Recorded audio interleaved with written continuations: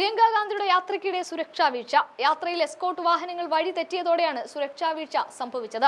കഴിഞ്ഞ ദിവസം trial run നടത്തിയ റൂട്ടിലാണ് സുരക്ഷാ ഉദ്യോഗസ്ഥരുടെ വാഹനങ്ങൾക്ക് അബദ്ധം പറ്റിയത്.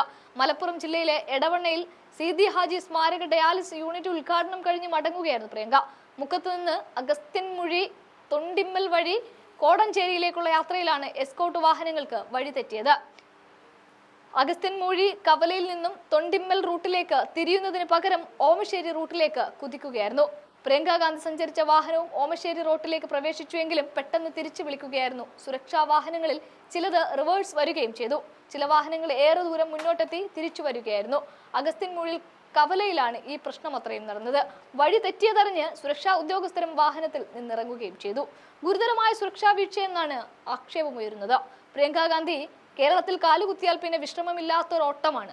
വയനാടിന്റെ MP ഹെലികോപ്റ്ററിൽ വന്ന് ചിരിച്ച് ടാറ്റാ ബൈ ബൈ പറഞ്ഞ് പോകുക മാത്രമേ ചെയ്യൂ എന്ന് പറഞ്ഞവർക്ക് മുന്നിലൂടെയാണ് പ്രിയങ്ക ഓരോ വട്ടവും കേരളത്തിന്റെ പലയിടങ്ങളിലേക്ക് വന്നു പോകുന്നത്. കഴിഞ്ഞിടക്ക് സഹോദരൻ രാഹുൽ ഗാന്ധിയെയും അമ്മ സോണിയാഗാന്ധിയെയും കൂട്ടിക്കൊണ്ടായിരുന്നു ചുരം കയറിയത്.